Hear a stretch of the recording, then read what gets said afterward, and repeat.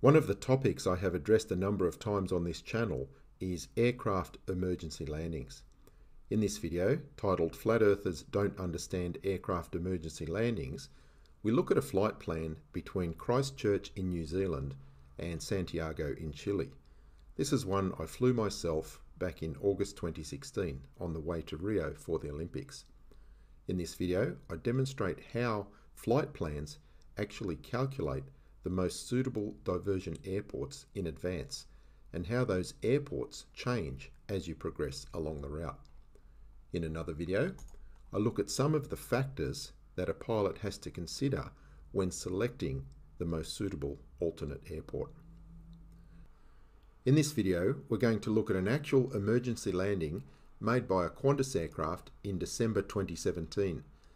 QF64 had departed Johannesburg in South Africa bound for Sydney, Australia, but due to a medical emergency with a female passenger falling unconscious, they chose to divert to a closer airport. So let's now compare the route on the globe to that on the AE map, which some flat earthers still present as their flat earth model. You can see on the globe, the flight goes primarily over water and approaches Sydney from the southwest. On the AE map, it is primarily over land. It goes north of India, through China, over New Guinea, and approaches Sydney from the northwest. The path is completely different on each model. Only one of them can be correct.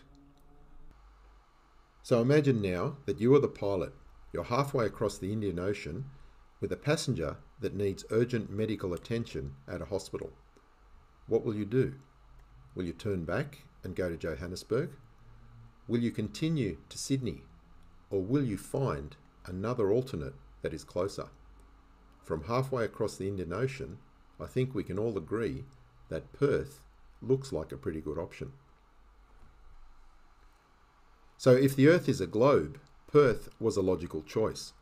In fact, along this route, Perth is the closest airport for several hours of the flight. On the flat Earth map, the situation is quite different. Along this flight path, we have Saudi Arabia, airports in Europe, India, Malaysia, China, Indonesia, New Guinea, and even Darwin in Australia that are closer options to Perth. So as you can see, a diversion to Perth on the flat Earth map makes no sense. On the globe, it makes perfect sense. Where did the aircraft actually land? In Perth, of course, because the Earth is a globe. Qantas Flight 64 diverted to Perth over medical emergency. I'm curious to see what flat earthers like Dave here have to say about this diversion. Now let's face it, David, you're not a pilot. You don't know how to flight plan. You have no experience planning an emergency diversion in a real aircraft.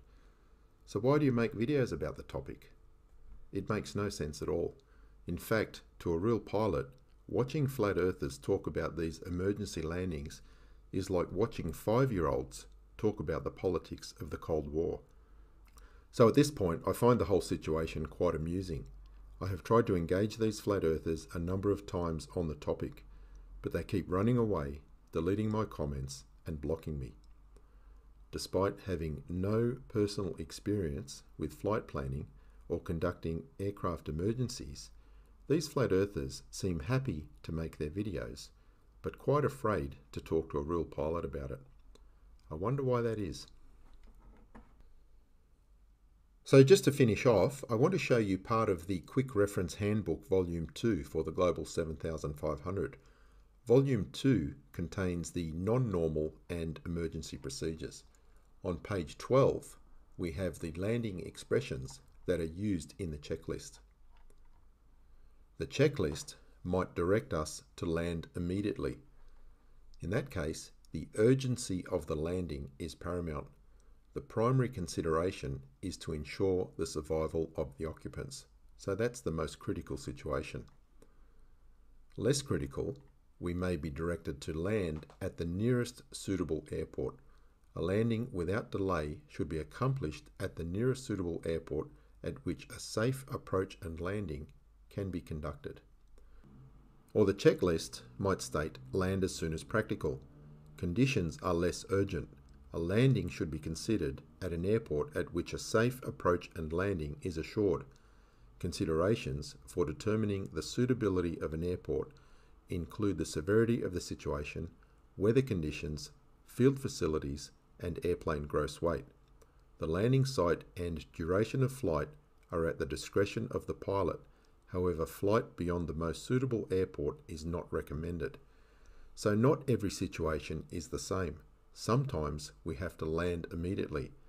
In other situations, we have quite a lot of discretion in choosing the most suitable airport to land at.